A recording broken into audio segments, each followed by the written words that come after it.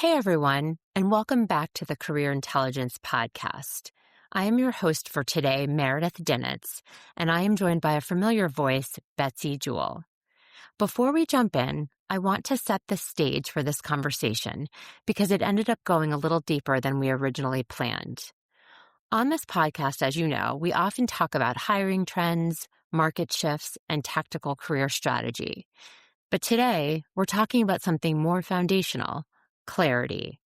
The kind that changes how you walk into an interview, how you evaluate your role, and how you decide what's next. As we were recording, what really stood out to me is how similar the patterns are. Whether someone is just starting out or 20 years into their career, the details look different. Internships versus leadership roles, first jobs versus restructures, but the root issue is often the same. When you don't have clarity, you second-guess yourself. When you do, you move differently. So today, we're each sharing a real client story on unpacking what was happening beneath the resume, beneath the title, and beneath the frustration. Let's dive in.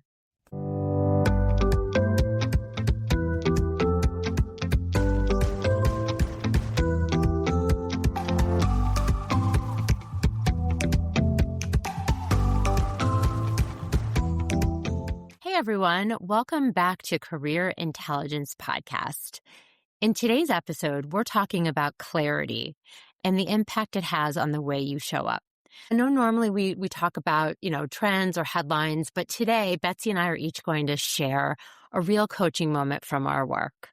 Just as a refresh, I'm Meredith Dinitz, the founder of Your Career Happiness, and I work primarily with mid-career professionals who feel successful on paper, but are starting to question what's next. And my work focuses on helping them get clarity before they make a move, whether that's, navigating a job search, thinking through what's next for them, or getting back to the work that actually energizes them. And what I love about our conversation today is that even though I focus on mid-career and Betsy works with early career professionals, you're going to notice that the themes are surprisingly similar. We were supposed to have Kathleen with us today, but unfortunately she is stuck in almost 4 feet of snow. So we are hoping she is staying warm. I can't imagine. I cannot imagine. Me either. And for all of our listeners that also have been experiencing this, we hope you are staying safe and warm as well. So we're each going to share a real client moment and then really talk about what was actually going on beneath the surface, and then what listeners can take from our conversation. Betsy, do you want to kick us off? Sure will. Thanks, Meredith. I'm excited to be here today. Wish Kathleen was with us, but Mother Nature had other plans for her. So yeah, speaking of clarity, the story I'm going to share today is actually about a client I had recently who was a recent graduate from college and is getting ready to go on to her master's, but in the meantime needed an internship.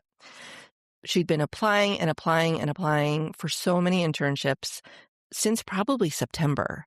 And it wasn't until January when she finally got an interview, and she was super excited about it. She went on the interview, or it was actually virtual, and she did the interview, and then she called me afterward and she said, I think I bombed it. And I said, everybody always says that. Everybody struggles with confidence and feels like it didn't go well. And she said to me, no, it really didn't go well. Which, interviewing is one of those things, the more practice you get, the better you get at it, right? And the other thing is, interviews aren't about sounding impressive. They're about sending clear signals of readiness.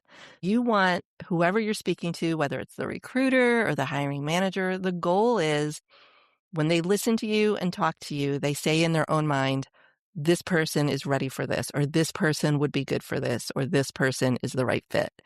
I think a lot of people feel like they have to come up with these super fancy answers and use big words. And it's so not about that. It's so much about authenticity, who you are, and the value that you bring. So let's start with the problem. The problem was this young woman, let's just call her Marsha. Marsha. Pulled that out of thin air. Let's call her Marsha. She had very strong grades. She graduated with a very high GPA. She had experience during college. She had part-time jobs on campus. She had done some jobs on the side outside of school, and she had great experience. She was a leader of a club. It wasn't like she wasn't prepared. I think the biggest problem was she didn't know how to articulate who she was and the value that she brought.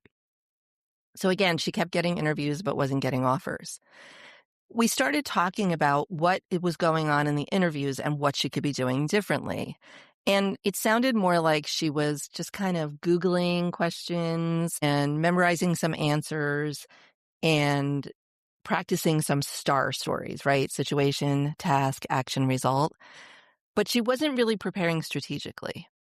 So interview prep, again, it's not about memorization. It's about recognizing what they're looking for and positioning yourself as the right person for the role. Yep. My first tip would be, when you're preparing for an interview, study the job like it's your final exam. You want to know everything you can about the job and the company, right? Take the job description. If you're one of those people who likes to print things out and highlight and make notes in the margins, have at it. If you'd rather do it online, open a Google Doc and just start typing notes in. But you want to make sure that you clearly understand the role and what they're looking for. What are the required skills? What's the language or the terms and phrases they use over and over again? And look for those sort of, I don't want to say hidden, but there's like implied competencies. Right? They're asking for this, so that must mean they also want this kind of thing. So find 3 themes from the job description and focus on those. Some examples might be, data fluency or client communication or cross-functional collaboration, like you're going to collaborate with other teams. The job description literally has the key to what you need to know. But I would take it again one step further and say, learn all you can about the company. Go to their website, read their mission statement and their vision. Look at how their departments are structured. Look at what the promises they make to their customers or their clients, depending on who they serve. Understand who they are and what problems they have to solve. Because in hiring you, you are there to solve a problem. When we think about telling your stories, or if they ask you questions like, tell me about a time when, a lot of people use the STAR format, STAR, situation, task, action, result. And I like that format a lot, mostly because, if I'm being honest, it helps people not go off on a tangent and babble. Do you see that too, Meredith? 100%. The similarities, no matter the age or stage. Yes. So you want to make sure that you're clear and concise. You want to answer the question, but you don't want to go off on, like I said, tangents or spend a lot of time on something that's not relevant. But the thing about STAR that I always coach my clients is, don't forget the L on the end. And I know there's no L on the end of STAR, but what did you learn? Particularly when you're a college student or a recent grad, learning, absorbing, ability to learn, excitement for learning, curiosity is a skill that is so desired. So make sure that you tap into that. Do you talk about that with your clients too, Meredith? Yeah, things actually, I love what you said about trying not to ramble. Analogy I like to use with my clients is paint that picture and then stop. There's that fine line. So absolutely that. And then instead of the L for what did you learn, because obviously that's more appropriate with your clients, I try to tell them it's like a T, tie it back to the company. Why does it make sense to them? Show them how you can help solve that pain point and that you understand this is the value you could bring for their role. Awesome. Yeah, I like that T. That's a good one. So again, you want to prepare stories. You don't want to sound scripted and like you're reading off bullets.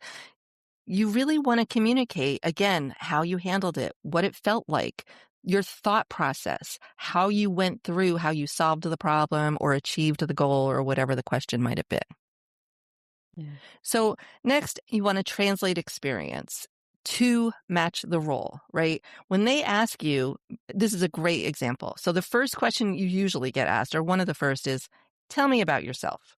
Mm-hmm. Now, I like to do jigsaw puzzles and I walk my dog every day, but they don't really want to know that, nor do they care, right? When you think about the tell me about yourself question, it should include things that are actually directly related to the job, right? So if you're going for a job that, let's just say it's for computer analyst, it's got a very technical role, and they say, tell me about yourself. Well, the kinds of things you're going to want to include are maybe if you're going for an internship, maybe some of the courses that you've had in computer science.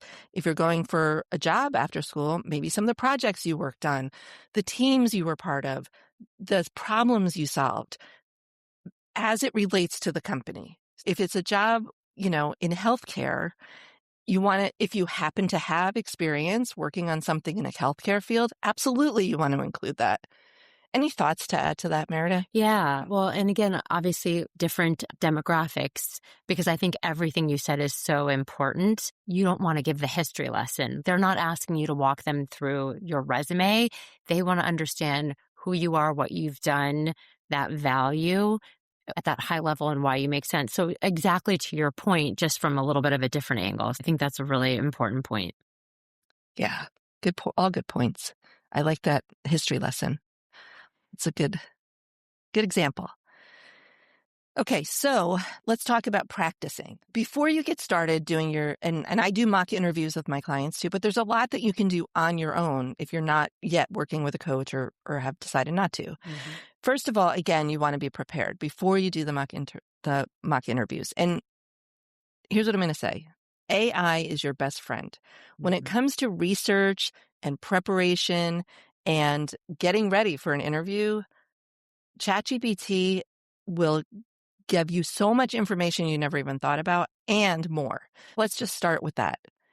Again, take the job description, paste it into a ChatGPT session, copy your resume, not including your name and your contact information, all that, just the bulk of, your experience, your skills, where you went to school, paste that into ChatGPT, add a link to the company that you're interviewing for, add any other supporting evidence, right? Like if you have a project, if you have a portfolio, anything else that will tie to your ability to do the job. Put that all in and give it a prompt like this. I am getting ready to interview for this job at this company. I have shared my resume. Please help me prepare for the interview. Again, you can say, please give me questions that I might be asked during this interview. Please help me craft answers that are relevant to this position specifically. And please give me some suggestions for smart questions that I can ask in the interview. Because that's actually a part that a lot of people, I think, they don't really put a lot of information or thought into. So when they get into the interview, the interviewer will say, do you have any questions for me? And a lot of people are left scratching their head going, no, thanks, I'm all good, which never, ever, ever do that. Always ask something. But more importantly, be ready with smart, informed questions that show you did your homework, you know what you're talking about, and you're ready to work for them. To take it one step further, Betsy, you could also, tell them to also put the title of the person you're speaking with, because then maybe ChatGPT can even make it a little bit more targeted to that person's role. Excellent suggestion. Because good point. You don't know if you're interviewing with a recruiter, it's a very different conversation than when you're interviewing with the hiring manager. Mm-hmm. And that's a very different conversation when maybe you're in the second or third interview and it's somebody up the chain, like maybe a vice president or a senior level director or somebody like that. So Great addition. Thanks, Meredith. Yeah. Once you put that all in, you are going to get a plethora of information. You're going to get all kinds of tips, and it might be a little bit overwhelming at first. So all I usually say to people is start with one thing at a time. So first things first. And you can keep regenerating more questions and asking more questions to ChatGPT. Start with, first of all, I'm preparing my tell me about yourself answer. What are the things I should focus on? Like you can go step by step. It doesn't have to be everything all at once. And then after you do that, you can start asking specific questions about like, which of my skills are most important to this role? And then you'll know which ones to focus on and build stories around, because you want to have those stories in your pocket for when they ask you the question about, tell me about a time when, or let me hear about a project you worked on, or all the other things that they could be asking you. I think one other thing to add to that, and we touched this, but just to reiterate, think about if there was a project at school or an internship that are most in line with how you could tie it back to the company and to that role. Good point. Yeah. Yeah. I mean, project work is good work. Mm-hmm. It gives you the opportunity to demonstrate your skills. And as I talked about in a recent episode, proof of work. Like anybody can sit in an interview and say, I know Excel or I know how to code in Python, but prove it to me in an interview. Tell me about a project where you used that. Tell me about how you used it. What made you choose that if it wasn't, if you had options? Think about your thought process and how you applied that. Because at the end of the day, and we're seeing this more and more, we hear this from recruiters and hiring managers all the time. The human skills have never been more important, particularly with AI joining the party, whether we like it or not. You want to be able to focus on those skills that AI can't deliver. The communication, the collaboration, the critical thinking, all of the problem solving. I mean, it can solve problems, but only if you tell it the problem and tell it how to solve it. It's not going to come up with that on its own. So again, I think it's really important to remember that the human piece of it is very important. And interviews are people interviewing people. At the end of the day, it's people hiring people. You want to make sure that you're human and not just, again, rattling off a list of skills or experience. Yeah, I love that. It's like that human interaction, it matters so much. They want to make sure that you can do the work, but they also want to know that you're a good fit for the team, right? And the company and the mission. And so you want to let them see that human side. And it can be intimidating and overwhelming, but I think all of the amazing points you're sharing about how to prepare helps that confidence and really gives that clarity so that you can walk in or get on that Zoom and feel ready to just knock it out of the park. Yeah. And circling back to Marsha. So we spent some time doing all these things. I mean, AI helped, but we did a lot of one-on-one. I asked her questions. She answered them. She asked me questions that might be smart questions to ask in the interview. I would say one of the most important things she took away from our time together was confidence, because I think she was very nervous. In fact, I know she was very nervous. She told me she was. She struggled a little bit with her answers. She tripped over her words a little bit. But by the time we were done working together, she knew what she knew. She had her answers ready. She had her questions ready. She didn't have to think about it. She didn't have to read from a paper. She felt completely confident. She went into her last interview, which was a second interview, and got the internship. So the moral of the story is clarity comes from preparedness and confidence comes from preparedness. Both of those things can get you to your goal. Yeah, I love that. So what do you think specifically changed in the way she showed up in that final interview? I mean, I know you said the confidence, but anything else? I think a lot of it was confidence, but I think the other part of it was she had never really detailed out the answers to the questions before. She kind of knew, but she really knew. I mean, smart young woman, hardworking, but just didn't understand because no one had taught her, right? Let's talk about that, right? Especially in higher ed. Students aren't getting prepped for this kind of stuff, especially not in depth. And I think she just didn't know what she needed to do. And once we walked through it, again, I think the confidence was a big part of it. But I think the other part of it was she had thought through her answers so much more. So she did get that clarity that she needed. Yeah, I'm sure you see that a lot with your clients. For sure. For sure. This challenge. Well, sounds like it was a very successful story, and I'm glad to hear that she got that internship. It sounds like it was well-deserved. Oh, yeah. And she's super excited about it. So I'm happy for her. Well, that's a win. That's fantastic. Okay, let's hear from you, Meredith. Let's hear your story. Right. So I had a client, mid-career leader, almost 20 years of experience in professional services in a regulated industry. Very capable, very respected, good subject matter expert. And this client had recently been promoted to a manager role and was over the moon about that. And I think what really energized them, it wasn't so much like the technical work. It was more about that this client loved mentoring their team, developing people, and just watching others grow around them. And then, of course, like what's been going on in this market, the company restructured and they basically took the leadership title away and moved them back into an individual contributor role. And I think the hardest part was that this client was still doing a lot of the same manager level work, still supporting a team, still handling escalations, guiding projects. The responsibility didn't go away, but the recognition did. And that just threw this person, it was really hard. And it's understandable, right? Sure. And Yeah. so when they came to me, they were saying, look, I don't know if I'm burnt out or if I just can't get past this whole losing my title and just being in the same situation.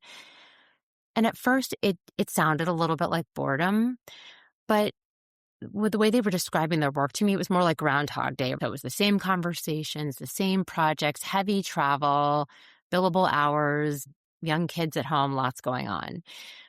And as we talked more, it became clear that it wasn't just about burnout. They just didn't feel valued in the same way anymore. That was the biggest challenge. And for this person, losing that title was like losing part of how they defined their impact. And that's hard, especially in this, demographic and how hard they've worked. And so when that title disappeared, it felt like they've lost their influence and their ability to really move the needle. Hmm. They came to me and just wasn't sure what to do next. And instead of jumping into, oh, let's look at the LinkedIn and the resume, I'm like, no. We just kind of took a step back. We had to really kind of unpack what that title represented for them and what part of that was about, being seen and recognized and what part was about, the kind of impact that they actually wanted next. So there was a lot going on. And so when we spent a little bit of time and looked at like their peak moments, one story really stood out to me. They had described leading an offsite with their team where they got to teach and they loved solving these complex problems in real time and, watching these light bulb moments happen with their team and being trusted to run the room, all the things, that they were doing before. That was really when the pattern became clear. It wasn't just about having manager in their title. It was about more of that influence, that growth, being trusted and being seen. It all was wrapped up together. And so once we were able to get clear on what mattered most, their conversations shifted. And so through those, they were more focused on who they were talking with. They transitioned into what mattered most, which I ultimately ended up being more of like a mission-driven organizational role that aligned with systems level impact. That was really important to them. So they were still able to be strategic, still solved those complex problems, but it was much more aligned with their values and where they were in their life. I love that you're talking about this because this is a big subject that I cover with my clients too. Like, what matters to you? Right. Even when you're early career or any phase of your career, what are you good at? What do you enjoy? What are your deal breakers, right?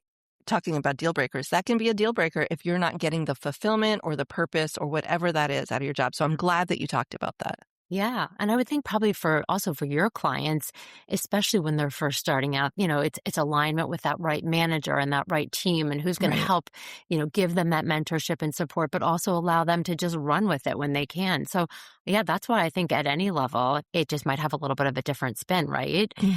And so with this client, I think the biggest shift wasn't just the job. It was choosing a role where their impact was real and recognized. And so I think what's important is if you're feeling stuck right now, before you change everything, get clear on what you actually want to keep.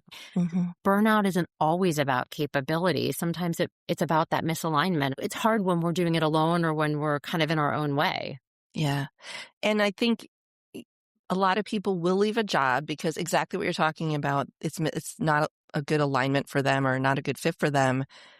And they'll go to another job, but they haven't really thought through, why was that not a good fit for me? Why was I not aligned? And they might make the same mistake again because you're right. They're not looking at the right things that were the reason they left in the first place. But so what advice do you have for people when you think about that? If you're getting ready to leave a job, what's the first step in figuring out alignment? before you leave that job, if you are still in one, I think it is to take that step back and do a little bit of the, for lack of a better word, the soul searching, or these little exercises to get that clarity. And I know that seems to be our word of the day, but like, to your point, right? What are the things that you have loved about where you are? What would you love to leave behind? Like, I will sometimes do like journaling exercises where, share a couple of examples of like stories of when you've been the most engaged, who was around you, what were you doing? If you could do something for free and you never had to get paid. I mean, again, not that that's a realistic, but just to get some themes, right? Like, Yeah. let's start uncovering where those themes are. Good. That's great. I'm in a bunch of Facebook groups, and there's a lot of conversation, particularly with empty nesters. So the kids have flown the coop, and some parents have been working throughout, some haven't, and they're looking at returning to work. And the question always comes up, I want to do something that's purposeful, that I feel good about, right? So that's really great advice for people who maybe haven't even been in the workforce for a while and are looking to restart or re-enter. That's a good way to look at it. Yeah. I mean, think about what are some skills that you have really enjoyed using. Even if you were a stay-at-home parent, were you involved in the PTA? Did you volunteer? Like things that you have done along that journey while your kids were growing up. There are impactful things in there that can be transferable. It's just a matter of identifying. So whether you might be in that phase, or you've been unfortunately part of a reorg, or you're just sitting there not happy, but you're working, these are just some things to think about before you make any moves or changes. Okay. Great. Great advice. Yeah. Well, I just think there's a lot of similarities for sure with both of our. Yeah. Yeah. Just to go back to that word again, but Right. clarity is such a game changer for all parts of your career. Knowing yourself, which I always start with, the self-discovery piece is so important. Knowing what the options are, so like the career exploration piece. And where those two align and fit together, that's the zone of genius, right? That's the place you want to be because it feels good. It feels right to you and you're a good fit for it. So it makes sense. Yeah. Yeah. This has been great. Yeah, you just said this, so not to totally repeat, but what does stand out in both of these stories is that clarity really does change how you show up, right? Whether your early career, that clarity may come from preparing well enough for Marcia, confidently articulate your value. For mid-career, it might come from getting honest about what actually motivates you. But in both cases, again, like you said, right, once that clarity is there, the confidence tends to follow, and then the better outcomes. Exactly. Yeah. If today's conversation resonated, please take a moment before making your next move, right? Ask yourself where you might need more clarity in how you present yourself or in what you actually want. And we'd love to hear from you if there are questions you'd like to tackle, or topics you want us to explore in future episodes. Feel free to reach out, leave us a comment, and you'll find all of our contact information in the notes as well. Betsy, thank you so much. Kathleen, we missed you. We hope you're staying warm, but really enjoyed this conversation. Betsy shared so many great pieces of information, and we look forward to seeing everyone again on a future episode. Yep. Thanks for being here. This was great. Thanks. Have a good afternoon. As we wrap up today, one thing stands out. Clarity changes everything. For Betsy's client, clarity came from preparation, understanding how to articulate value and show up confidently in an interview. For mine, it came from stepping back and redefining what impact and recognition really meant. Different stages, same principle. So before you make your next move, pause and ask yourself, where do I need more clarity right now? Is it in how I present myself or in what I actually want next? If this conversation resonated, we'd love for you to share it with someone who might find it helpful. You can find all of our episodes, show notes, resources, and ways to connect with us at careerintelligencepodcast.com. Betsy helps early career professionals and career pivoters clarify their story and confidently communicate their value. And I work with mid-career professionals who are ready to gain clarity before making their next strategic move. Please take a moment to follow or subscribe on your favorite podcast platform so you don't miss any upcoming episodes. And we genuinely welcome your feedback, questions, topic ideas, or career challenges you'd love to hear us discuss. You can reach out to us through the website or connect with us on LinkedIn. To everyone listening, thank you for spending your time with us. We'll be back next week with another episode of the Career Intelligence Podcast.